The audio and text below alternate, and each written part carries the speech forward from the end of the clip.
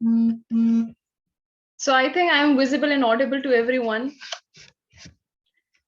Hi everyone, good evening. I hope you all are doing well. So today we are here with Abhishek Dubey and we will be talking about that can we fight climate change with diet change?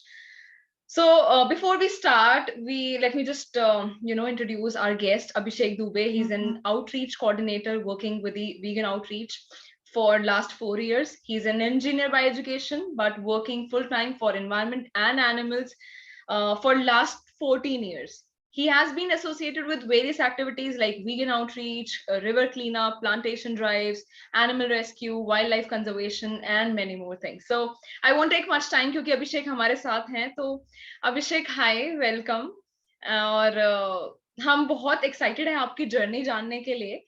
So please introduce yourself and आप vegan क्यों हैं और कितने सालों से हैं. Thank you very much, Komal. First of all, thank you for inviting me for this session. My dogs are also welcoming you, thanking you. Yes. मेरी जो जर्नी है वीगन बनने की, एक्चुअली उससे पहले मैं एक एनवायरमेंट एक्टिविस्ट था. बचपन से ही नेचर से मैं काफी कनेक्टेड रहा हूँ और उसके बाद मैं लगातार नेचर के बीच में अपना टाइम स्पेंड करता रहा हूँ. और उसके बाद जब मैंने अपना हाई स्कूल कंप्लीट किया तभी मैंने नेचर क्लब बनाया एक अपने होम टाउन में और अपने सारे फ्रेंड्स को मैंने जोड़ा उसमें. एक्चुअली उसी समय फॉर्मर जो वाइस प्रेसिडेंट थे यूएस के, अल गोर, उनकी एक डॉक्यूमेंट्री फिल्म आई थी एन इनकन्वीनियंट ट्रुथ. पूरी दुनिया में वो बहुत ज्यादा इंस्पायर किया उसने सबको, मुझको भी किया उसने. तो उस समय क्लाइमेट चेंज को लेकर जो पूरा मूवमेंट था उसको मैंने उस फिल्म के माध्यम से पहले एक बार समझा, फिर उसके बारे में मैंने और ज्यादा स्टडी की और उसके बाद फिर मैंने और अपने फ्रेंड्स को जोड़ा, फिर मेरा और ज्यादा रिसर्च पढ़ने लगा इस टॉपिक पे और इसके माध्यम से फिर आगे मैंने नेचर क्लब बनाया दोस्तों के साथ मिलकर. मैंने बहुत सारे अवेयरनेस प्रोग्राम शुरू किए नेचर कंजर्वेशन के लिए, क्लाइमेट चेंज को रोकने के लिए और ये 2008 की बात है. इसके बाद 2012 में मेरे को पता चला वीगन वर्ड के बारे में, इंटरनेट पर ही पता चला मुझको और मैंने बस मतलब सिंपल सी चीजें मैंने उसमें पढ़ी कि गाय तो अपने बच्चे के लिए दूध बनाती है, हमारे लिए नहीं बनाती है. तो बहुत सी चीजें मैंने रिकॉल की अपने बचपन की. बचपन में भी मैं अपने गाँव पे जाता था या फिर कहीं दूसरे गाँव में जाता था तो मैं देखता था कि लोग जब उनको दूध निकालना होता था गाय का, भैंस का, तो बछड़े को जो बंधा होता था उसका बच्चा गाय का, उसको खोलते थे और जैसे वो दूध पीना शुरू करता था उसको तुरंत ही खींच के अलग बांध देते थे. तो मुझे उस समय भी बुरा लगता था पर शायद उतनी कॉन्शियसनेस नहीं थी मेरी और शायद उतना एनर्जी भी नहीं थी कि मैं उसका विरोध कर पाऊं. तो वो चीजें थी मेरे अंदर. तो अचानक जब मैंने वो सेंटेंस मैंने मतलब पढ़ा तो मैंने कहा कि अरे हाँ, ये तो बहुत गलत बात है. तो मैं उस टाइम भी मैं बहुत ज्यादा डेयरी का कंजम्पशन भी नहीं करता था, लेकिन मैं छाछ मैं रोज पीता था, आधा लीटर लगभग. तो मैंने तुरंत कहा ठीक है, अब अभी से मैं डेयरी का कंजम्पशन भी नहीं करता. तो ये मेरी जर्नी थी और मैंने डेयरी का कंजम्पशन भी बंद कर दिया. मैं बचपन से मैं वेजिटेरियन रहा हूँ तो इस तरीके से मैं वीगन बन गया.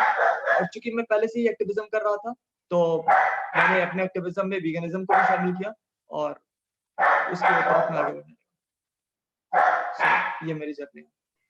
Wonderful Abhishek, really thoughtful of you. आपने सही कहा, ये हमें बहुत चीजें आम लगती हैं. हम देखते हैं अपने आसपास की गाय भैंसों को बंद किया हुआ है और हमें लगता है कि वो ठीक है, हमारा आहार है. हम कभी उस नजरिए से सोचते ही नहीं है कि वो कुदरत ने उस बछड़े के लिए बनाया है उस चीज को. अभिषेक, हमारे साथ कुछ ऐसे लोग हैं जो वीगनिज्म की तरफ अभी like they are new to veganism. तो आप एक सरल भाषा में बता सकते हैं व्हाट इज वीगनिज्म? वीगन कौन होते हैं? वीगनिज्म क्या है? बिल्कुल. कई बार ये एक मिसकंसेप्शन हो जाता है. लोग पहले ये समझ लेते हैं कि वीगनिज्म सिंपली डाइट के बारे में है कि हम डाइट में अपने दूध भी हटा दें, दैट इज वीगन. ऐसा बिल्कुल भी नहीं है. वीगनिज्म जो है वो एक एनिमल जस्टिस मूवमेंट है, एनिमल लिबरेशन मूवमेंट है. तो इसको जो शुरू करने की जो जरूरत पड़ी वो इसलिए पड़ी क्योंकि एनिमल्स को हम एक कमोडिटी की तरह ट्रीट करते हैं. हम उनको एक सामान की तरह व्यवहार करते हैं उनके साथ. ज्यादा से ज्यादा प्रोडक्शन उनका हो, उनको हम यूज कर रहे हैं। हमेशा हम एनिमल्स को यूज करने की बात करते हैं, खासकर जो डोमेस्टिकेटेड एनिमल्स हैं। तो जो एनिमल लिबरेशन मूवमेंट है वो शुरू हुआ कि जैसे हमने अपने ह्यूमंस में ही बहुत सारे डिस्क्रिमिनेशन रहे हैं शुरू से ही, जेंडर बेस्ड पर, कास्ट के बेस्ड पर, कलर के बेस्ड पर। तो हमने क्या किया है कि उन डिस्क्रिमिनेशंस को खत्म किया है और हमने उनको एम्पावर किया है। हमने उनको उस सारे जो क्रूएल्टी हो रही थी, जो डिस्क्रिमिनेशन हो रहा था, उससे उनको अलग किया है। वैसे ही जानवर भी जो है वो भी हमारे डिस्क्रिमिनेशन का शिकार है। हमने इसको टर्म दिया स्पीशीजिज्म, प्रजातिवाद, कि मतलब जैसे हम लोग कास्ट के बेस्ड पर, जेंडर के बेस्ड पर या और तमाम तरीके से हम लोग जो डिस्क्रिमिनेशन करते हैं अपने बीच में, वैसे ही हम लोग स्पीशीज के बेस्ड पर भी एक डिस्क्रिमिनेशन कर रहे हैं। कि हम कुछ जानवरों को समझते हैं कि भाई ये हमारे इस्तेमाल की चीज है, कुछ को हम समझते हैं कि नहीं नहीं ये तो हमारे दोस्त हैं या ये वाइल्ड लाइफ है, या हम समझते हैं कि हम इंसान बहुत सुपीरियर है इस धरती पर, सारे जानवरों को तो भगवान ने हमारे लिए बनाया है, वो हमसे इंफीरियर है। तो ये जो एक डिस्क्रिमिनेशन है, ये स्पीशीज का बेस्ड का जो है, तो इसको खत्म करने के लिए और एनिमल्स को लिबरेट करने के लिए एक एनिमल लिबरेशन मूवमेंट शुरू हुआ। अब चूंकि सबसे ज्यादा जो डिस्क्रिमिनेशन था या हमारी जो प्रैक्टिस थी जिसमें हम सबसे ज्यादा मिसबिहेव कर रहे थे जानवरों के साथ, वो था आज का फूड का जो इंडस्ट्री है। उनको मीट के लिए, उनको डेयरी के लिए, एग्स के लिए, फिश के लिए और तमाम ऐसी चीजों के लिए एक्सप्लॉइट करना।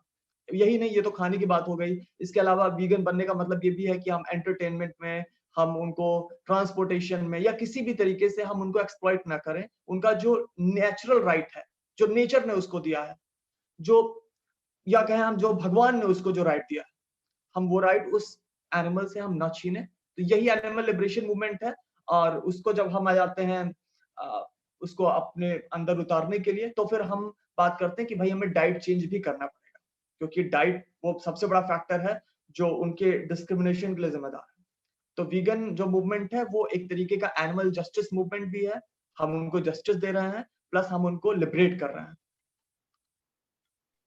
और वेरी जैसा वेल कि यस हाँ अभिषेक। कोमल, बस ये मैं ऐड कर रहा था कि डाइट में फिर हम ऐसी चीजों को इंक्लूड नहीं करते हैं जो एनिमल से आती हैं, चाहे वो मीट हो, चाहे वो डेयरी या डेयरी के प्रोडक्ट हो, चाहे वो एग हो, चाहे फिश हो, या फिर वूल हो, सिल्क हो, लेदर हो, ये तमाम चीजें हम उसको अवॉइड करते हैं। वेरी वेल एक्सप्लेन्ड अभिषेक, बिल्कुल ठीक कहा। जानवरों ये एक एनिमल जस्टिस मूवमेंट है वीगनिज्म, और जानवरों का इस्तेमाल, animal use becomes animal abuse, exploitation होने लगता है क्योंकि हम चीजों को कमर्शलाइज कर देते हैं। तो जानवरों से आने वाली चीजें, चाहे दूध हो गया या खाने पीने चीजों में या एंटरटेनमेंट के लिए या कपड़ों में सिल्क लेदर, तो जानवर का इस्तेमाल एनिमल अब्यूज बन जाता है। तो वीगन्स कहते हैं कि जानवरों को किसी भी चीजों के लिए इस्तेमाल ना करें। और अब आपकी ही इस बात से आगे बढ़ते हुए टॉपिक की तरफ आते हैं। हमारा आज का टॉपिक है, आज हम बात करेंगे कि कैसे हम जो क्लाइमेट चेंज है उसको हम कैसे फाइट कर सकते हैं डाइट चेंज के साथ।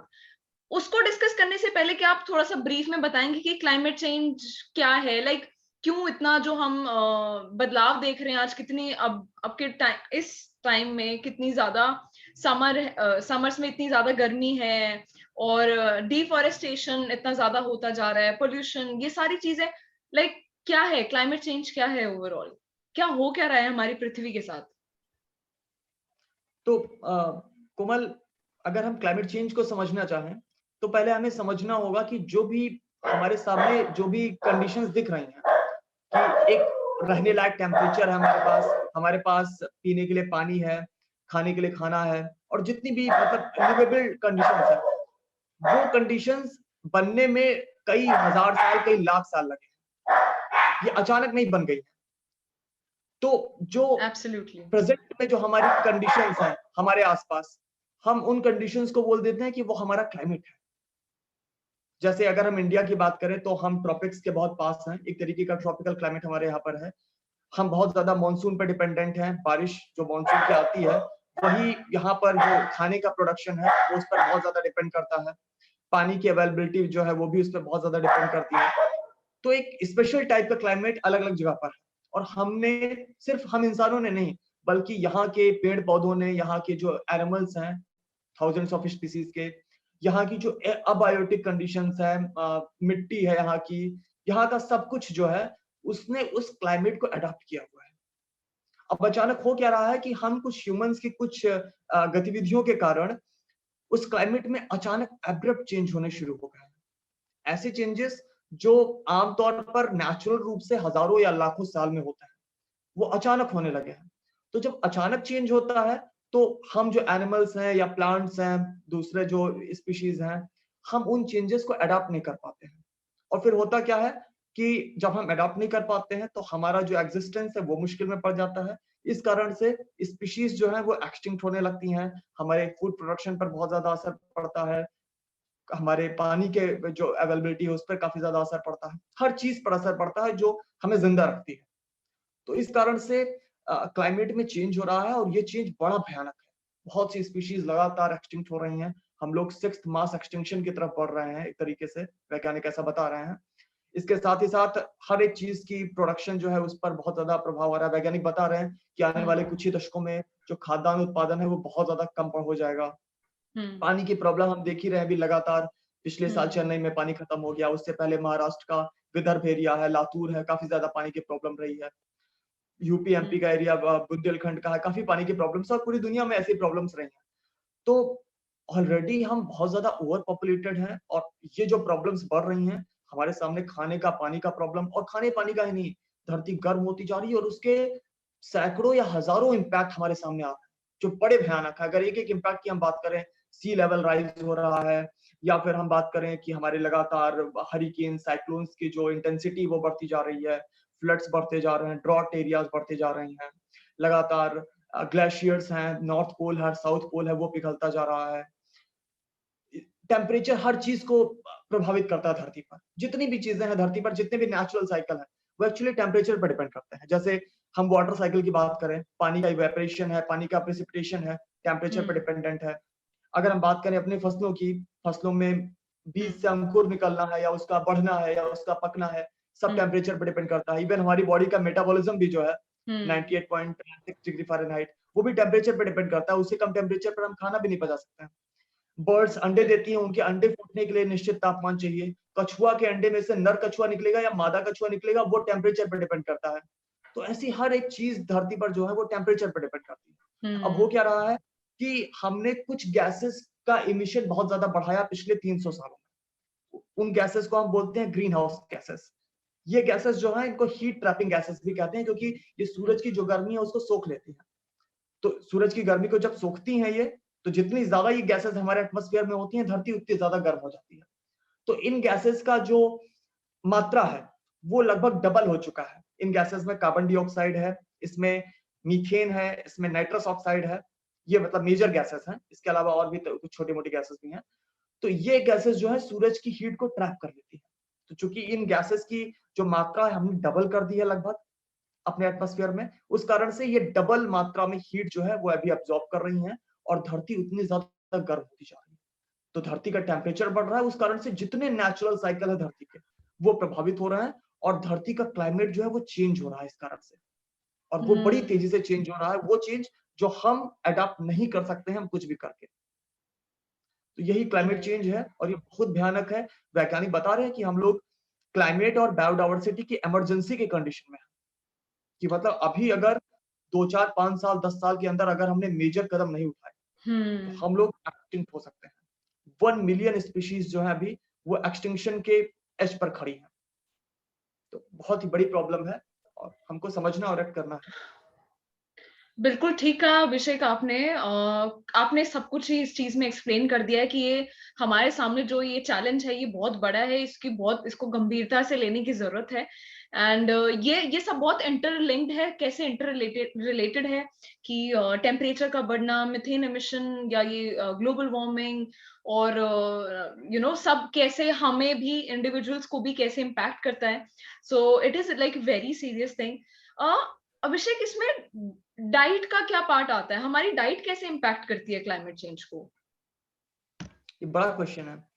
अगर हम धरती का पूरा सरफेस देखें तो 70% एरिया ओशियंस है, पानी है मतलब, और हम्म। 30% एरिया लगभग लैंड है। हम्म। अब लैंड का मैक्सिमम एरिया जो है वो हैबिटेबल है, वहां पर रहा जा सकता है। तो ओके। वो जो हम्म। हैबिटेबल लैंड का एरिया है धरती का, उसका 50% हिस्सा आज हम एग्रीकल्चर में यूज कर रहे हैं, यूनाइटेड नेशन के फूड एंड एग्रीकल्चर ऑर्गेनाइजेशन के मुताबिक। ओके। तो चूंकि हम लोग लैंड का 50% एरिया एग्रीकल्चर में यूज कर रहे हैं, इसके अलावा जो बाकी के ओशियंस हैं या दूसरी वाटर स्ट्रीम्स हैं, उसमें भी हम मछली पकड़ने के लिए जाते हैं। तो धरती पर सबसे ज्यादा जो रिसोर्सेज का हम यूज कर रहे हैं, वो हम एग्रीकल्चर में कर रहे हैं। और वो कर रहे हैं क्यों? खाने के लिए। तो इस कारण खाने के माध्यम से हम सबसे ज्यादा इम्पैक्ट डाल रहे हैं अपनी धरती के ऊपर, धरती के रिसोर्सेज के ऊपर। और फिर चूंकि सबसे ज्यादा हम इम्पैक्ट डाल रहे हैं, तो वो जितनी भी प्रॉब्लम्स हैं, चाहे वो डिफॉरेस्टेशन हो, चाहे वो क्लाइमेट चेंज हो, चाहे वो पोल्यूशन हो, सारी चीजों में वो सबसे ज्यादा जिम्मेदार होता है। और एक और चीज मैं बता दूं कि इसमें भी वीगनिज्म का पार्ट जो है, जो हम एग्रीकल्चरल लैंड का यूज कर रहे हैं, टोटल लैंड का 50%, उस लैंड का 70% हिस्सा आज हम एनिमल एग्रीकल्चर में यूज कर रहे हैं। जो वर्तमान पशुपालन है, उसमें हम यूज कर रहे हैं। मतलब मेजर जो हम हिस्सा है एग्रीकल्चर का, वो हम इसमें यूज कर रहे हैं। तो इस कारण से जो हमारा एनिमल फूड है, चाहे वो मीट हो, चाहे वो डेयरी हो, चाहे वो एग्स हो, फिश भी, ये सारी चीजें सबसे ज्यादा इम्पैक्ट कर रही हैं, सबसे ज्यादा रिसोर्सेज को कंज्यूम कर रही हैं धरती की। तो इस कारण से डाइट को हम ज्यादा कंसर्न में रख रहे हैं, और उस पर भी हम बात करते हैं अगर हमें एनवायरमेंटल प्रॉब्लम को रोकना है तो। ओके, ठीक है। आपने सही बताया कि जितनी हमारे पास लैंड अवेलेबल है, उसमें भी हम 50% लैंड एग्रीकल्चर के लिए यूज कर रहे हैं, और उसमें भी एनिमल एग्रीकल्चर को कितना मेजर शेयर जा रहा है। हमारी ऑडियंस में जो लोग नए हैं, आप थोड़ा सा इलाबोरेट करेंगे कि एनिमल एग्रीकल्चर क्या है एग्जैक्टली? एनिमल फार्मिंग के बारे में सभी लोग जानते होंगे। एनिमल्स को हमने कई हजार साल पहले डोमेस्टिकेट किया, हमने उनको यूज करना शुरू किया। उसके बाद लगभग 1750 में जब इंडस्ट्रियल रेवोल्यूशन हुई, औद्योगिक क्रांति हुई, तो उसके बाद हमने क्या किया कि फैक्ट्रियां बनाना शुरू किया। हमने ऐसी ऐसी यूनिट्स बनानी शुरू की जहां पर हम चीजों को मास स्केल में प्रोड्यूस करने लगे। तो उसके साथ ही साथ फिर हमारा जो एग्रीकल्चर था, जो हमारी एनिमल फार्मिंग थी, उसमें भी हमने उसको फैक्ट्री का रूप देना शुरू किया। हमने ज्यादा कम टाइम लगे, कम हम पैसे इन्वेस्ट करें, कम जमीन में ज्यादा से ज्यादा हम मीट का प्रोडक्शन करें, ज्यादा से ज्यादा हम डेयरी का करें, ज्यादा से ज्यादा एग्स का प्रोडक्शन करें, ऐसा हमने करना शुरू किया। तो जो प्रैक्टिसेस हमने अपनाना शुरू किया, उसको हमने नाम दिया फैक्ट्री फार्मिंग, या उसको आज हम ये भी बोल देते हैं एनिमल एग्रीकल्चर। तो एनिमल्स को मास स्केल पर पैदा करना फूड के लिए, और उनकी पॉपुलेशन बढ़ाना, उनको रिसोर्सेज कंज्यूम कराना, ये जो एग्रीकल्चर है एक तरीके का, इसको हमने नाम दिया एनिमल एग्रीकल्चर, या इसको हम आज का वर्तमान पशुपालन भी कह सकते हैं।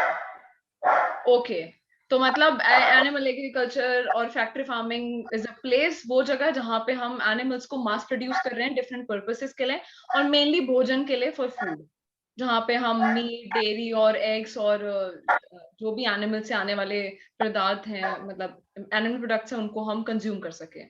ओके, सो अभिषेक, हमने प्रॉब्लम्स डिस्कस कर ली हैं कि क्लाइमेट चेंज होता जा रहा है, ठीक है, और धरती का तापमान बढ़ रहा है, और जो हमारी स्पीशीज हैं वो एक्सटिंक्ट हो रही हैं, और ह्यूमंस के लिए भी ठीक नहीं है।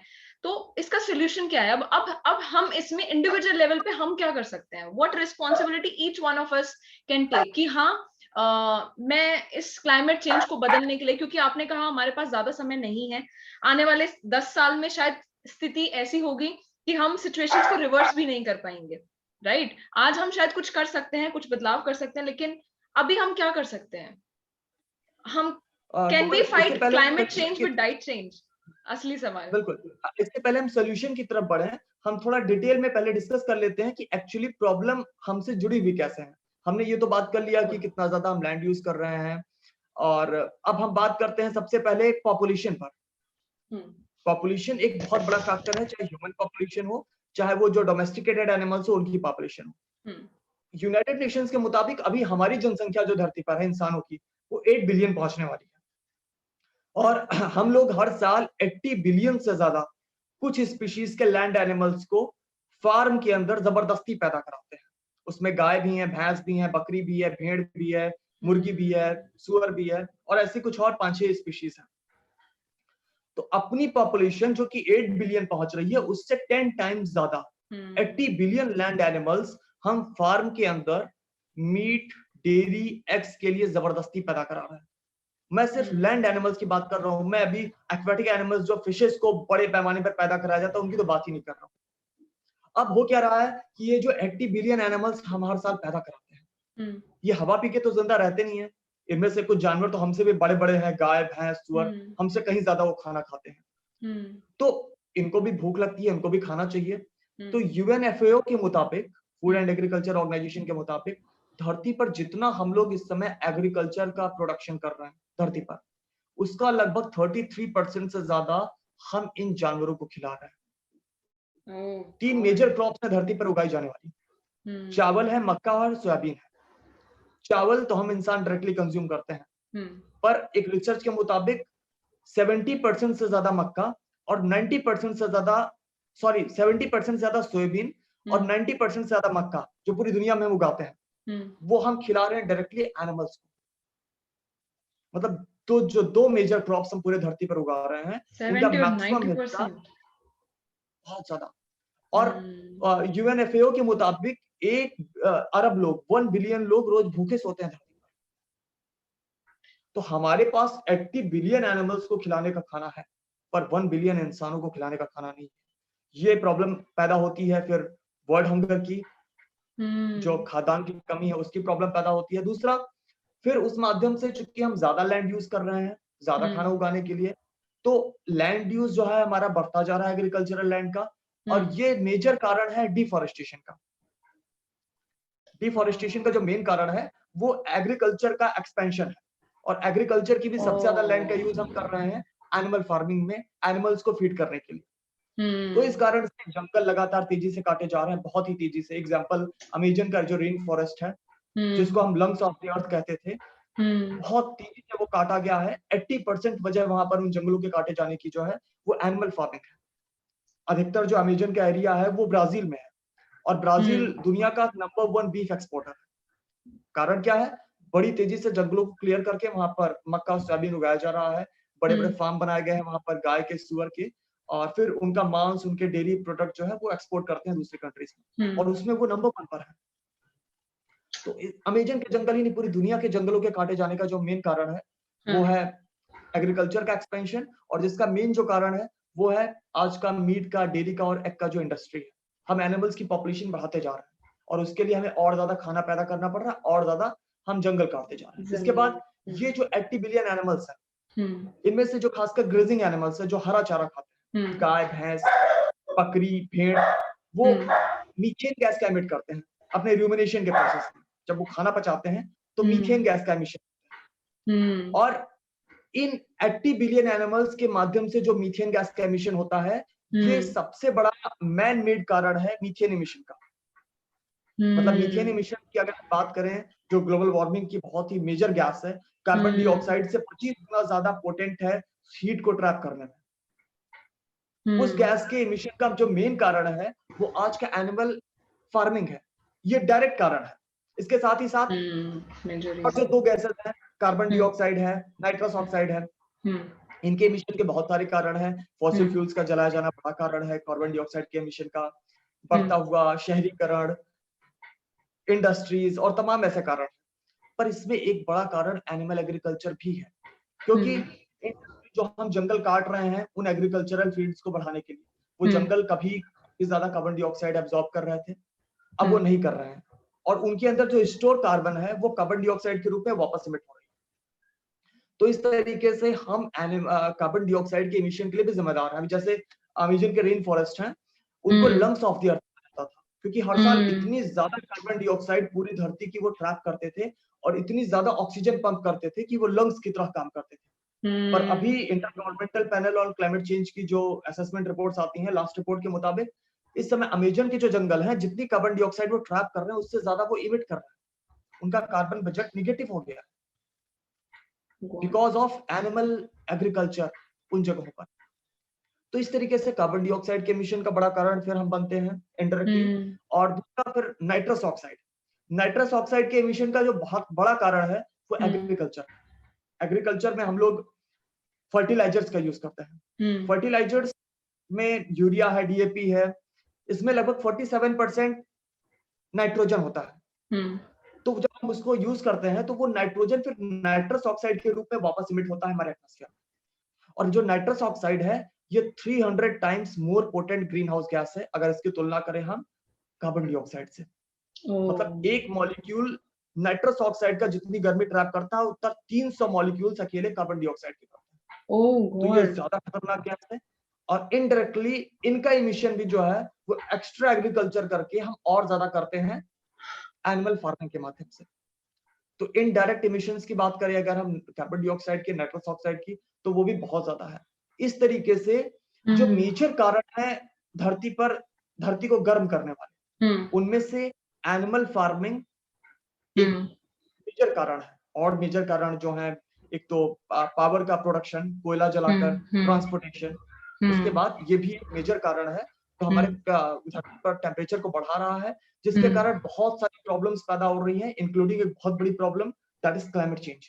हमारी धरती का क्लाइमेट चेंज हो रहा है। तो इस तरीके से अगर हम ये जो इंडस्ट्रीज हैं, मीट की इंडस्ट्री है, डेयरी है, पोल्ट्री है, एग की इंडस्ट्री है, अगर हम इनके जो प्रोडक्ट्स हैं अगर उनका इस्तेमाल हम ना करें, उनकी डिमांड अगर हम ना करें, तो जबरदस्ती वो जो 80 बिलियन पॉपुलेशन बढ़ाई जाती है वो नहीं बढ़ाई जाएगी। हम उनको जबरदस्ती उनकी पॉपुलेशन फार्म के अंदर कहीं गुना ज्यादा बढ़ाते हैं उनकी नेचुरल लिमिट्स, तो वो नहीं बढ़ाई जाएगी। और इस तरीके से जब उनकी पॉपुलेशन नहीं बढ़ेगी तो उनके लिए और ज्यादा खाना नहीं उगाना पड़ेगा, और ज्यादा पानी नहीं यूज करना पड़ेगा, और ज्यादा लैंड यूज नहीं करना पड़ेगा।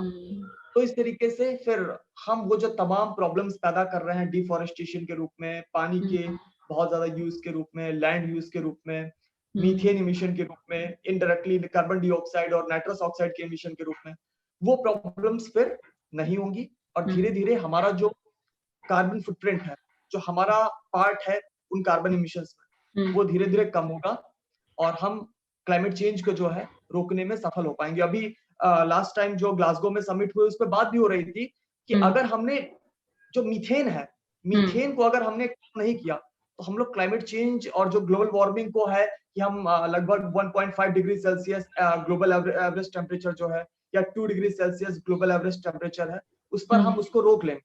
अभी ये एक एम बनाकर चल रहा है वर्ल्ड के दौरान। तो उस एम को पाने के लिए वैज्ञानिक बता रहे हैं कि हमें मीथेन एमिशन में भी बड़ी कटौती करनी पड़ेगी, जिसका बहुत बड़ा कारण एनिमल एग्रीकल्चर। राइट। तो इस तरीके से हमें अपनी डाइट में चेंज करने की जरूरत है। हमें एनिमल प्रोडक्ट्स जो हैं उनके यूज को बंद करने की जरूरत है। एक साथ अगर हम बंद नहीं करते हैं तो हम शुरुआत करें उनको मिनिमाइज करने से, लेकिन हमारा जो एम होना चाहिए कि हम उनको हटा दें। अगर हम ऐसा करेंगे तो हम बहुत बड़ा रोल प्ले कर सकते हैं इन्वायरमेंटल प्रॉब्लम्स को, क्लाइमेट चेंज को रोकने में। एब्सोल्युटली। अभिषेक, आपकी वीडियो रुक गई है। या कुछ प्रॉब्लम आई थिंक।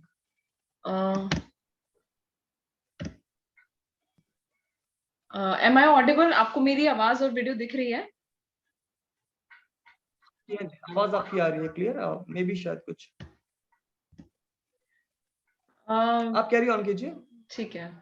अभिषेक, आपने बहुत एक मुख्य कारण बताया है क्लाइमेट चेंज का, वो है एनिमल एग्रीकल्चर, और कैसे एनिमल एग्रीकल्चर के साथ it has many downsides to it, कैसे और चीजें एसोसिएटेड हैं। जैसे आपने बताया, आज हम 2022 में जी रहे हैं, लेकिन we still have issues like food shortages, world hunger जैसे चीजें हैं, और मिथेन एमिशन इतना ज्यादा हो रहा है, और इन सब का कहीं ना कहीं डायरेक्ट और इनडायरेक्ट रिलेशन एनिमल एग्रीकल्चर की तरफ आता है।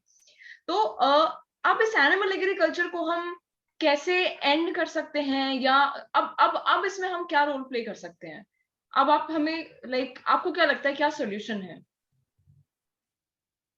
क्योंकि आपने ठीक कहा, जो ये फैक्ट्री फार्मिंग है, एनिमल एग्रीकल्चर है, ये बहुत रिसोर्स इंटेंसिव एक्टिविटी है।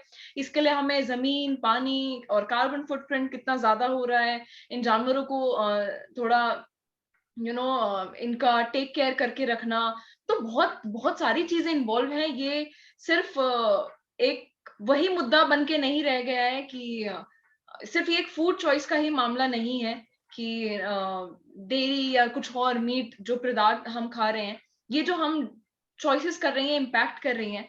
तो अब इसमें हम क्या कर सकते हैं अभिषेक, आपको क्या लगता है सोल्यूशन की तरफ हम सब क्या एक स्टेप ले सकते हैं?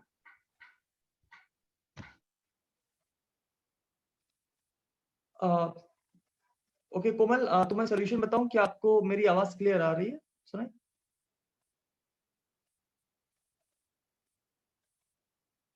Sorry, can you be a bit louder Abhishek? आपकी आवाज आ रही है लेकिन आप थोड़ा सा अगर या श्योर, क्या आपको, आपकी वीडियो हाँ, फ्रीज क्या हो आपको रही है मेरी आवाज आ लेकिन। रही है? हाँ जी, आप लोग प्लीज कमेंट सेक्शन में बता सकते हैं दी okay. People who are watching this right now. Yes Abhishek, जरा सा आप थोड़ा सा अगर जोर से बोल सकते हैं तो। हाँ श्योर, मैं तेज बोलता हूँ। या फिर मैं ऐसा करता हूँ कि मैं लीव कर दोबारा ज्वाइन करता हूँ, मे बी ये प्रॉब्लम रिजॉल्व हो जाए।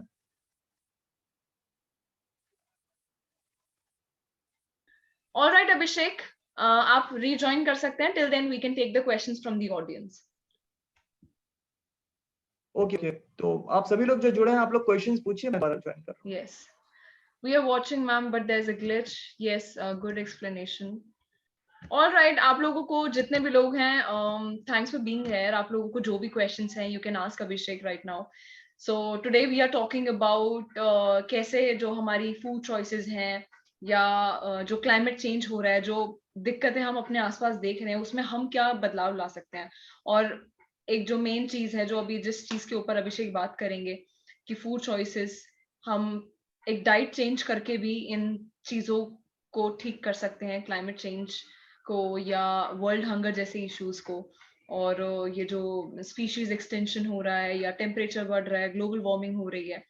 So if you guys have any questions related to this topic, feel free to put them in the Q&A session or chat section. So हम एक एक करके आपके सवाल ले सकते हैं। अभिषेक, आप अब are you able to join? Okay, so Abhishek has gone. वो दोबारा रिकनेक्ट कर रहे हैं। तो अभिषेक ने अभी डिस्कस किया कि जो एनिमल एग्रीकल्चर है वो कैसे एक मेन रीजन है क्लाइमेट चेंज का, और वो कैसे इम्पैक्ट कर रहा है इन सारी चीजों को, जो भी आज things that we have discussed. So if you guys have any questions आप पूछ सकते हैं। I think he is back. तो अभिषेक अब अभी हमें ये बताएंगे कि दिक्कतें तो हमने डिस्कस कर ली हैं, अब इसका सोल्यूशन क्या है, इसमें हम सब कैसे रोल प्ले कर सकते हैं। Yeah, Komal, can you make me a co-host again? Sure, sure.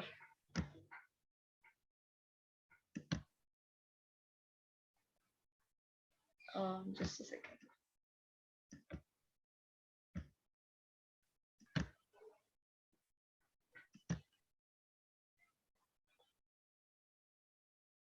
Okay.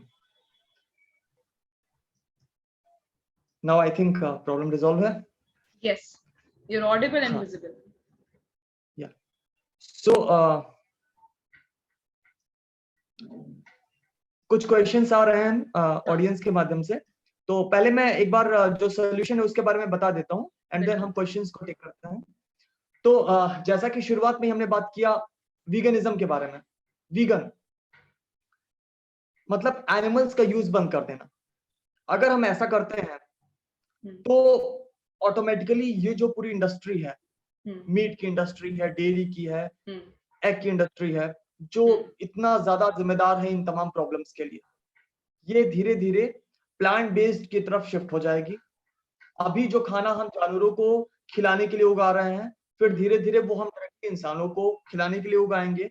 हमारे पास ज्यादा प्लांट बेस्ड डाइट होगा, हम ज्यादा वेजिटेबल्स का, ज्यादा फ्रूट्स का, ज्यादा दालों का उत्पादन कर पाएंगे, वो डायरेक्टली हम इंसानों को खिलाएंगे। तो इस तरीके से ना सिर्फ हम इंसानों को ज्यादा बेहतर और बढ़िया ज्यादा खाना मिलेगा, बल्कि वो एनिमल्स जिनको हम एक्सप्लॉइट करने के लिए पैदा कराते हैं वो हम नहीं कराएंगे।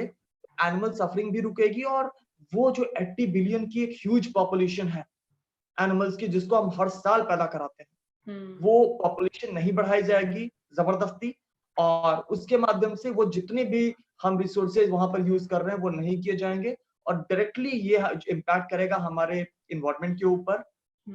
हमारा पानी बचेगा, हमारा लैंड यूज कम होगा, डिफोरेस्टेशन रुकेगा, हमारा जो कार्बन इमिशन है वो कम होगा धीरे धीरे, और हर तरीके से हम ज्यादा हेल्प कर पाएंगे अपने इन्वायरमेंट को। हम वो जो नेचुरल हैबिटेट्स हैं, चाहे वो हमारा टेरेस्ट्रियल इकोसिस्टम हो, जंगल हो, घास के मैदान हो, हम उसमें भी हस्तक्षेप नहीं करेंगे। दूसरा जो हमारा एक्वेटिक इकोसिस्टम है, हमारे नदी है, तालाब है, समुद्र है, जहां पर हम बड़े बड़े जाल लेकर जाते हैं, मछलियां निकालते हैं, वहां के जो वाइल्ड लाइफ है वो खत्म हो रही है, वो भी नहीं खत्म होगी फिर।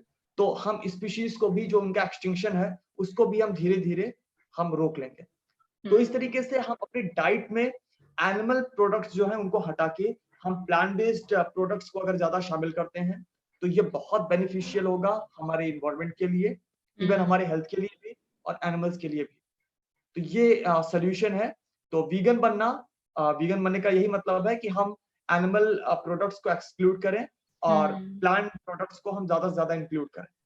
अगर हम ऐसा चेंज लाते हैं तो हम बहुत ही इजीली एक सिर्फ अपने थाली में से चीजों को ट्रांसफॉर्म करके, जो चीजें हार्मफुल हैं या वो सस्टेनेबल नहीं है उनको हटाकर सस्टेनेबल चीजों को लाकर हम बहुत बड़ा एक चेंज जो है वो ला सकते हैं।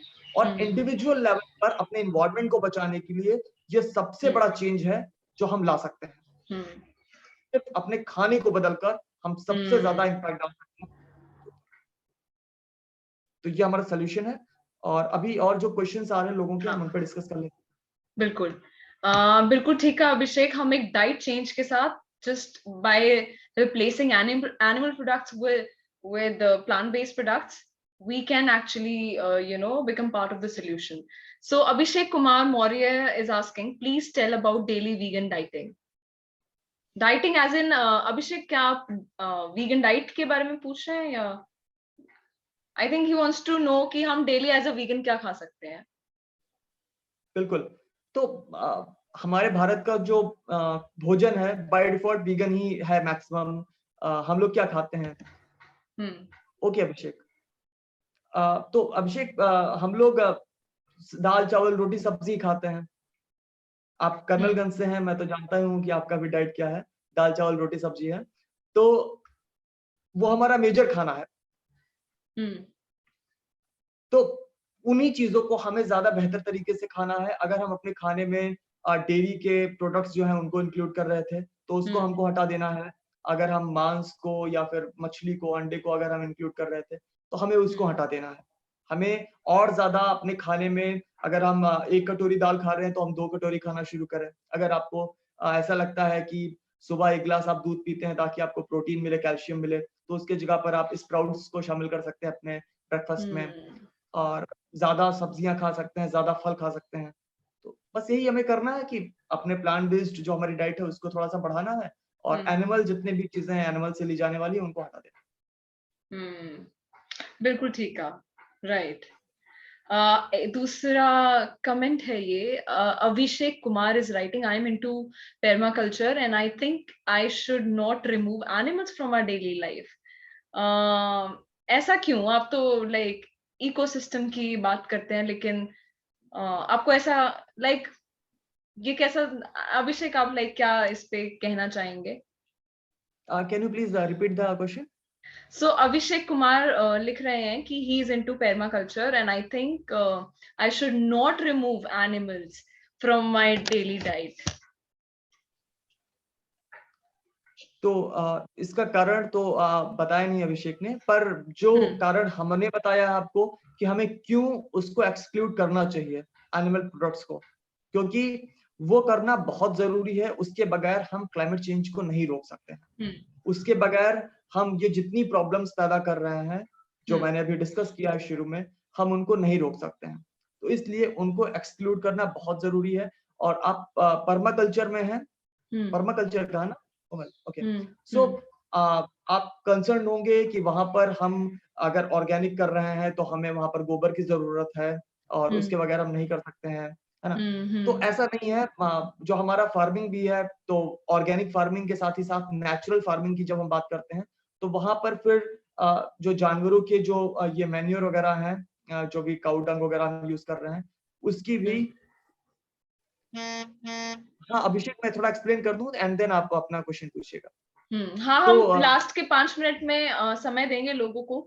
They can come on, they can turn on the cameras and ask questions. तो अगर हम नेचुरल फार्मिंग को लेते हैं, तो हमारे पास आसपास काफी ऐसा ऑर्गेनिक वेजिटेशन होता है जिसको हम लोग यूज करके, या जो हमारी क्रॉप्स हैं उनके जो भी रेसिड्यूज हैं उनको यूज करके हम लोग उनको सड़ाकर वापस खाद बना सकते हैं और उसका यूज करके हम अच्छी फार्मिंग कर सकते हैं। और पर्माकल्चर में तो वो एक तरीके का परमानेंट एग्रीकल्चर है। वहां पर तो हम कई तरह के प्लांट्स जो यूज करते हैं, उसमें हम बड़े पेड़ वगैरह भी लगाते हैं और वहां पर उनकी पत्तियां जो है वो भी एक तरीके से ह्यूमस क्रिएट करके फिर वो फर्टिलाइजर का काम करती हैं। तो वो तो और भी आसान है एग्रीकल्चर को और ज्यादा प्लांट बेस्ड की तरफ ले जाने के लिए। बाकी आप अभी क्वेश्चन लास्ट में पूछेंगे तो मैं और बेहतर समझ पाऊंगा कि आप क्या कहना चाहते हैं। Right, thank you Abhishek. हमारे पास अगला क्वेश्चन है, आदर्श ने पूछा है, how we can change our life as a minimalist and its impact diet and lifestyle both. तो हम मिनिमलिस्ट हैं, तो हम अपनी लाइफ को कैसे चेंज कर सकते हैं और इसका क्या इम्पैक्ट होगा हमारी डाइट पे भी और लाइफस्टाइल में भी। अच्छी बात है, बहुत ही वैसे अच्छा मिनिमलिस्ट क्वेश्चन है। हाँ, आदर्श बहुत सारे लोगों को इंस्पायर कर रहे हैं, इस समय बेंगलुरु में वो पढ़ाई कर रहे हैं। हाँ, हाँ, तो सॉरी अभिषेक, क्या? आदर्श ने इस साल एमबीए में एडमिशन लिया और बहुत सारे लोगों को इंस्पायर कर रहे हैं, प्लास्टिक को लेकर काफी काम कर रहे हैं। वाओ, तो कांग्रेचुलेशंस, दैट्स गुड। तो आदर्श बिल्कुल मिनिमलिज्म जो है, एक्चुअली वीगनिज्म एक तरीके का मिनिमलिज्म ही है।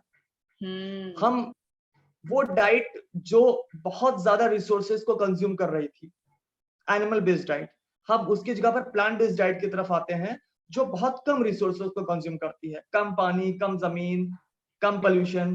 तो वो एक तरीके का एक मिनिमलिस्ट डाइट है। वैसे ही और भी हमारे जो सुबह से लेकर शाम तक चीजों के कंजम्पशन होते हैं और भी चीजों के, वो भी चीजें बहुत ज्यादा इम्पैक्ट डाल रही है हमारे एनवायरमेंट के ऊपर। प्लास्टिक, आप उसके ऊपर प्लास्टिक ब्रिक्स के ऊपर भी काम कर रहे हैं, वहां पर लोगों को समझा रहे हैं। तो बिल्कुल प्लास्टिक एक बड़ा मुद्दा है। इसके अलावा जितनी भी चीजें हैं, हमारा अर्बनाइजेशन जो है, हम आजकल बहुत सारे गैजेट्स के यूज कर रहे हैं, इलेक्ट्रॉनिक जो गैजेट्स हैं उनका यूज कर रहे हैं। तो सुबह से शाम तक जितनी भी चीजें हम यूज करते हैं, अगर हम उनको कम से कम यूज करेंगे या उनको और बेहतर यूज करेंगे, जैसे 5R का कॉन्सेप्ट है एनवायरमेंट कंजर्वेशन का। पहला है रिफ्यूज, कि किसी भी चीज की जिसकी बहुत ज्यादा जरूरत ना हो हम उसको रिफ्यूज कर दें। एंड देन अगर हम उसको यूज कर रहे हैं तो उसको हम रीयूज करें, उसको ज्यादा से ज्यादा हम यूज करें। इसके बाद हम रिसाइकल करें उन सारी चीजों को, और इससे पहले हम कोई सामान खरीदने जाए हम एक बार रीथिंक करें। तो ये जो आर वाले कॉन्सेप्ट्स हैं, अगर हम इसको अपनाते हैं तो हम एक मिनिमल लाइफ जी सकते हैं। और सेम चीजें आ जाती हैं जब हम अपना खाना खाते हैं, कि जब हम कोई खाना हम खाने जा रहे हैं तो हम एक बार सोचें कि ये कितना ज्यादा ये रिसोर्सेज को कंज्यूम कर रहा है, इसका क्या इम्पैक्ट पड़ रहा है हमारे क्लाइमेट के ऊपर, हमारे एनवायरमेंट के ऊपर, और क्या क्या इससे कुछ और ज्यादा सस्टेनेबल कोई अच्छा सोल्यूशन है हमारे पास। तो चूंकि प्लांट बेस्ड डाइट एक बहुत अच्छा सोल्यूशन है, तो हम उसको फिर अपनाकर और हम इन्वायरमेंट को बचाने के लिए अपने आप को आगे बढ़ा सकते हैं। तो हमारा जो एग्जिस्टेंस है हम इंसानों का, वो एक्चुअली प्रॉब्लमेटिक इसीलिए है क्योंकि हम बहुत ज्यादा चीजों को कंज्यूम कर रहे हैं।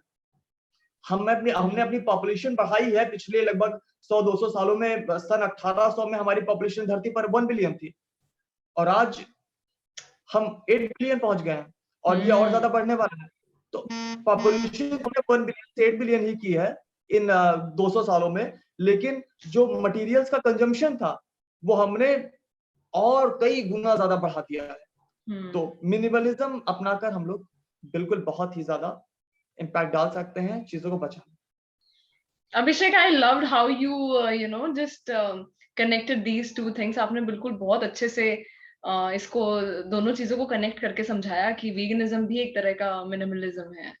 Thank you Adarsh for your question. Sumit is writing, hello Abhishek भैया, कोमल दीदी, मैं शुरू से ही जुड़ा हुआ हूँ, मैं आउटरीच कर रहा था and now I am going back home. Alright, thank you Sumit, we really appreciate. I think Abhishek, अब हमारे पास और सवाल नहीं बचे हैं। We can have Abhishek here on the panelist and he can directly ask his question. So अभिषेक, मैं आपको पैनलिस्ट में ऐड कर रही हूँ। आप अपना एक सवाल पूछ सकते हैं और उसके बाद फिर हम इस लाइव स्ट्रीम, इस टॉक को यहीं पे ही we will end this. So yes, Abhishek, you're here.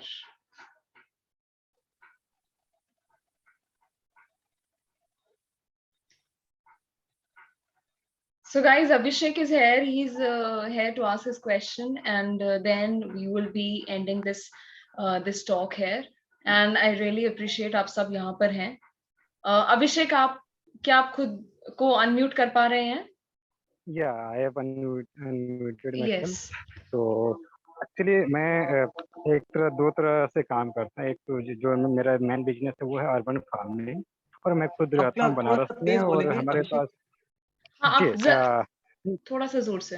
मैं एक्चुअली फार्मा कल्चर में हूँ। मेरा जो फार्म है जिसमें कि different kind of plants, fruits और हर तरह की सब्जियां और ये तमाम चीजें। और हम एनिमल भी रखे हैं अपने पास, गाय इसलिए रखे हैं ताकि मतलब जो भारी काम है उसके लिए हम बैल का यूज करते हैं, ठीक है, सो दैट कि हम ट्रैक्टर का यूज ना करें। हमारे खेत में ट्रैक्टर यूज नहीं होता है।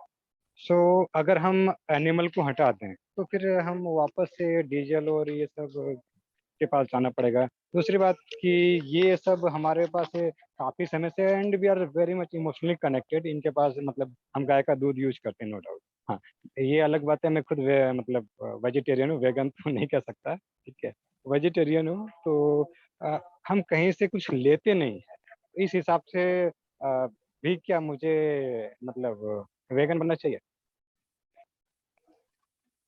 बिल्कुल अभिषेक, मैं समझ गया आपका क्वेश्चन। तो ये एक ऐसी मतलब जस्ट अपने फूड के लिए जो इंडस्ट्री है मैं उसके पास नहीं जा रहा हूँ। सारा कुछ हमारा इन हाउस है, ठीक है ना। हमारे पास खुद का गाय हमारे खेत में चरती है, आती है, सारी गाय खुली रहती है, ठीक है। शाम को बस बछड़े को एक अलग सेक्शन में रखा जाता है, फिर दूध निकालते हैं।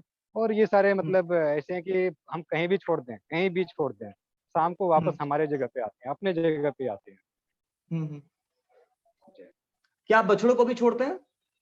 हाँ, बछड़े भी गाय के साथ जाते हैं?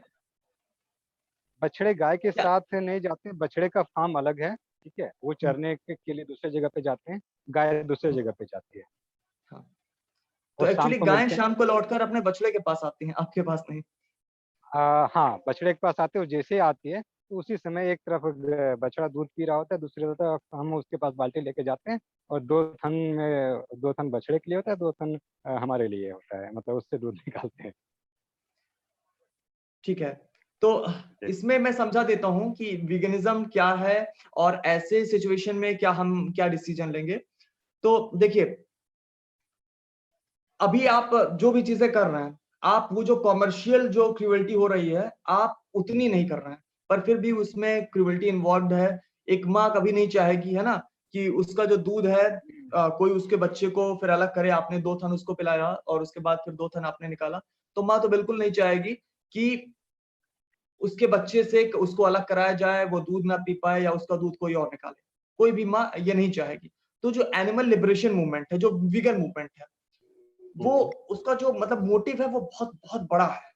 वो एनिमल जस्टिस के बारे में है, वो लिबरेशन के बारे में है कि जैसे जो बर्ताव हम अपनी स्पीशीज के फीमेल्स के साथ नहीं कर सकते हैं, वो बर्ताव हम दूसरी स्पीशीज के फीमेल्स के साथ ना करें।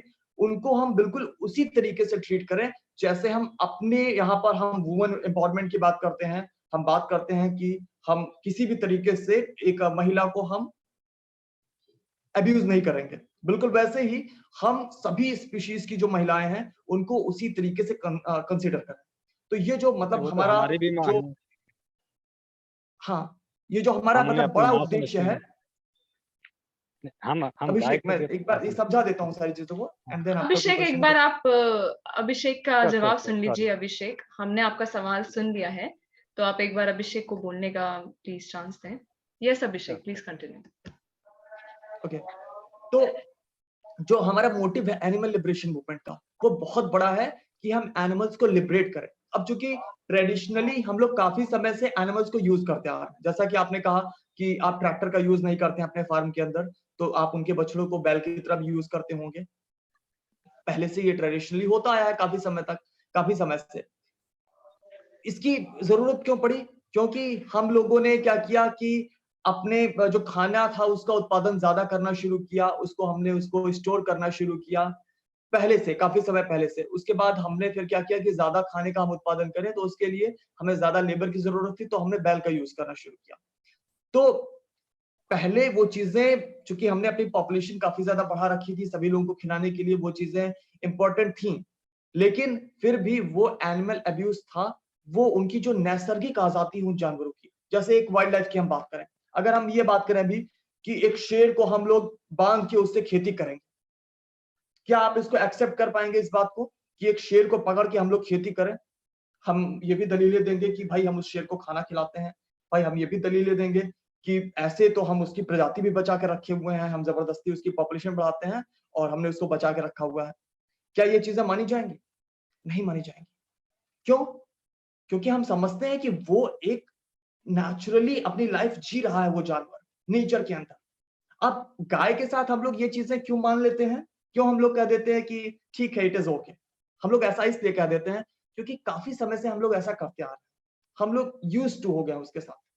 तो जो एनिमल लिबरेशन मूवमेंट है, वीगन मूवमेंट है, ऑफ कोर्स वो चीजें एनिमल लिबरेशन के रास्ते में अभी भी बाधक है। हालांकि आपने बाधा को काफी ज्यादा कम किया है, आपने काफी ज्यादा क्रुएल्टी को जो है रिड्यूस किया है, पर फिर भी वो एनिमल लिबरेशन का वो आखिरी फायदा नहीं है। अभी भी उनको लिबरेशन के लिए उनकी पूरी नैसर्गिक आजादी दी जानी चाहिए। अब दूसरा, इसका सोल्यूशन क्या है, इसका सब्स्टिट्यूट क्या है कि भाई आप ट्रैक्टर यूज कर रहे थे, उसकी जगह पर फिर आपने सोचा ट्रैक्टर का यूज हम ना करें, आपने फिर बैल का यूज करना शुरू किया। तो ऐसी भी कई सारी फार्मिंग प्रैक्टिसेस हैं, हालांकि वो मेन स्ट्रीम में यूज नहीं की जा रही हैं। जैसे फुकुओका, फुकुओका ने जो अपनी नेचुरल फार्मिंग की प्रैक्टिसेस बताई, उसमें उन्होंने कहा कि हमको जमीन की जोतने की जरूरत भी नहीं है, और फुकुओका ने काफी अच्छे से करके दिखाया।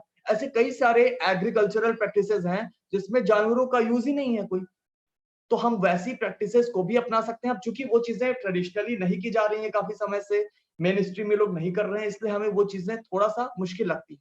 पर ठीक है, आप ऑन द वे हैं, आप परमा कल्चर कर रहे हैं। मैं आपसे बस इतना एक आपको सजेशन दूंगा कि आप ट्राई कीजिए एक बार फुकुओका वाला जो फार्मिंग प्रैक्टिस है, या ऐसी दूसरी जो नेचुरल फार्मिंग के प्रैक्टिसेस हैं जिसमें हम जानवरों से ली जाने वाली चीजों का उपयोग ना करें, या कोशिश करें धीरे धीरे कम करने की। ऐसी प्रैक्टिसेस को हम अपनाएं अपने पर्माकल्चर में या एग्रीकल्चर में, तो मे बी शायद आपने बहुत सारा चेंज किया। और मैं बिल्कुल आपको बहुत ज्यादा बधाइयां देता हूं कि आपने जो वो कॉमर्शियल क्रुएल्टी थी, आप उससे बहुत दूर आ गए हैं, और स्टेप आप आगे बढ़ाइए अपना, और थोड़ा सा और नेचुरल फार्मिंग की तरफ बढ़िए। और मेरे ख्याल से जैसा कि बहुत सारे लोगों ने किया हुआ है, फुकुओका ने किया हुआ है, हम एनिमल्स के यूज को पूरी तरह से खत्म कर सकते हैं और बहुत अच्छा एग्रीकल्चर का प्रोडक्शन हम कर सकते हैं। मैं हेलो या मैं अपने एक पार्ट में अपने खेत के एक पार्ट में फुकुओका का भी प्रैक्टिस कर रहा हूँ, ठीक है। हाँ, चूंकि आपने कहा तो इसीलिए हम आज से नहीं, लगभग साल भर पहले से उसका प्रैक्टिस कर रहे हैं। अभी हाँ, उतना 100% सक्सेसफुल नहीं हुए हैं, ठीक है। हाँ, हाँ। लेकिन एक चीज जो है इमोशनली कनेक्टेड, कि हम हम्म, इसे भी अपनी माँ समझते हैं, हम भी मतलब एक हम्म, दूसरे के लिए काम करते हैं, वो हमारे लिए, हम उनके लिए। ऐसा नहीं कि हम सिर्फ उनसे लेते हैं, ठीक है। हम्म, मतलब नेचर के साथ मिल के, नॉट कि हम हम्म, ये नहीं करके हम उगा के देते, नेचर उगा के देता है, हम्म, ठीक है। सो यहाँ पर मुझे लगता है कि अगर हम अपने परिवार का सदस्य, गाय हमारी माता है, नॉट जस्ट हम्म, कि बोलने के लिए जो होते हैं लोग नारे लगाते हैं गाय हमारी माता है, ऐसा नहीं है। हम्म, हमारा जो लाइफ स्टाइल है, उस लाइफ स्टाइल में रियल में, जैसे हम पूजा करने के साथ साथ सुबह से लेकर के शाम तक का जो लाइफ हम्म, स्टाइल है, हमारा जैसे लाइफ स्टाइल है, उसी तरह हम्म, नेचुरल लाइफ स्टाइल उनका भी हम देते हैं। हम्म। नहीं अभिषेक, तो बिल्कुल आपने बहुत ज्यादा चेंज किया, आपने बहुत ज्यादा जो आज जिस तरीके से बहुत बुरी तरीके से ट्रीट किया जा रहा है गायों को, गौवंश को, आपने बिल्कुल उसको बहुत ज्यादा मिनिमाइज किया है। पर इसको नेचुरल हम नहीं कह सकते हैं, जो नेचुरल डिपेंडेंसी है एक दूसरे के ऊपर, वो डायरेक्ट यूज करके नहीं है। जैसे एक मधुमक्खी है, वो निकलती है अपना शहद बनाने के लिए, वो निकलती है और उसके साथ नेक्टर लेने के लिए, और उसके साथ ही साथ वो क्या करती है, पॉलिन्स को इधर से उधर करती है। तो हमारे फूड प्रोडक्शन में बहुत ज्यादा हेल्प मधुमक्खी कर रही है, पर वो अपना काम कर रही है और इनडायरेक्टली उसके माध्यम से जो एक दूसरे की हेल्प हो जा रही है नेचर में, वो हो जा रही है। तो नेचर में जो इंटरडिपेंडेंसी है, एक दूसरे का सपोर्ट है स्पीशीज के द्वारा, वो इस तरीके से डायरेक्टली नहीं होता है कि आओ बेटा आओ, तुमको पकड़ के हम तुम्हारा है ना सपोर्ट करते हैं और बदले में तुम हमारा सपोर्ट कर देना। तो ये जो जबरदस्ती वाली जो प्रैक्टिस है जो हम कर रहे हैं एक्चुअली एनिमल्स के साथ, डोमेस्टिकेशन करके एनिमल्स का, वो नेचुरल तो बिल्कुल भी नहीं। पर ये है कि आपने उसको बहुत ज्यादा मिनिमाइज किया है, आपने क्रूएल्टी को बहुत ज्यादा मिनिमाइज किया है, पर फिर भी जो पूरी तरह से जो लिबरेशन वाली जो स्थिति है, जो नेचुरल वाली स्थिति है, उसमें हम जानवर को बिल्कुल भी यूज ना करें। और जानवर को खिलाने वाले हम कोई नहीं होते हैं, नेचर सबको खिलाती है। इतने एनिमल्स हैं, लाखों स्पीशीज है धरती पर, हम कितने जानवरों का पोषण करते हैं? हम नहीं करते हैं, नेचर सबका पोषण करती है। तो जो गौवंश हैं, अभी भी कुछ स्पीशीज जो है जो बोविडे फैमिली के हैं, जो जंगलों में रहते हैं, जैसे बाइसन है या फिर विल्डर बीस्ट हैं, तो क्या हम उनको खिलाने जाते हैं? नहीं, वो नेचुरली रहते हैं, वो बहुत खुश हैं, और वो अपना जो नेचर का उनका काम है नेचर में, वो उसको बहुत ही अच्छे तरीके से वहां पर कर रहे हैं। पर हमने उन्हीं के फैमिली के एक एनिमल, जिसको हम गाय और भैंस कहते थे, जिनको हम डोमेस्टिकेट किया हमने बहुत सालों पहले, और फिर अगर हम उनको यूज करते हैं और हम कहें कि हम ये नेचुरल कर रहे हैं, हम तो उनको भी दे रहे हैं और उनसे भी ले रहे हैं, तो ये नहीं सही है। पर हाँ, आपने चीजों को बहुत ज्यादा मिनिमाइज किया, मैं बिल्कुल आपकी मैं बहुत ज्यादा तारीफ करना चाहता हूँ, क्योंकि आज जिस तरीके से एक्सप्लॉइटेशन हो रहा है, आपने सच में बहुत ही कमेंडेबल काम किया है। पर फिर भी मैं आपसे एक बार मैं रिक्वेस्ट करूंगा कि उनको लिबरेशन की तरफ लेकर आप चलें और आप नेचुरल फार्मिंग की तरफ बढ़ें, और धीरे धीरे करके बिल्कुल हम सोल्यूशन की ओर आगे बढ़ सकते हैं। बाकी एक आखिरी ये सवाल चीजें अचानक हो नहीं सकती हैं। अचानक मैं कहूँ कि आप अचानक वो चीजें बंद कर दें, तो वो चीज कहना मेरे लिए गलत भी होगा और आपके लिए वो पॉसिबल भी नहीं होगा। तो मैं एक कहूँगा आखिरी स्टेप सवाल बाय स्टेप आप चीजों को और बेहतर करें, अपने समझ के हिसाब से करें, और हम लोग एक ऐसी स्थिति में पहुंच जाएंगे जहां पर एनिमल्स लिबरेट भी हो जाएंगे और हमारा एग्रीकल्चर जो है वो भी अच्छे से हो जाएगा। हाँ सॉरी, एक आखिरी सवाल। हमारे हाँ। यहाँ लोग गायों को यूं ही छोड़ देते हैं, ठीक है? हम्म। यूं ही मतलब जैसे कोई है कि थोड़ी दूध कम दे रही है, यहाँ एक्चुअली लोग बस जानवर, मतलब गाय की संख्या बहुत ज्यादा है हमारे हमारे बहुत लोकेलिटी में, ज्यादा। ठीक है? हम्म। तो कई लोग जिनके पास जरूरत से ज्यादा हो गई, तो उन्हें उनको ना तो कोई खरीदार होता है ना और कुछ, तो वो छोड़ देते हैं इसलिए। बिल्कुल। अब ऐसे छोड़ देने के बाद उनकी हालत, बरसात में तो फिर भी ठीक है, जंगल में जाके चराती है। कुछ जंगल हमने बनाए हैं अपने, मतलब अपने मेहनत से, कहीं कहीं पे जो काफी समय से मैं इसमें हाँ। कर रहा हूँ, इसलिए कुछ उसमें जाती हम्म। है। लेकिन जो मतलब गर्मियों के मौसम में उनकी हालत इतनी ज्यादा खराब हो जाती है, ठीक है? हम्म। क्योंकि जो स्पेशली मैन मेड जो डिजास्टर वाले इंसानों ने कर रखा है, उसकी वजह से कहीं खाना और पानी मिलना मुश्किल हो जाता है। बहुत पानी का मुश्किल बस होता एक दो साधन बच जाता है, एक दो लोकेशन पे।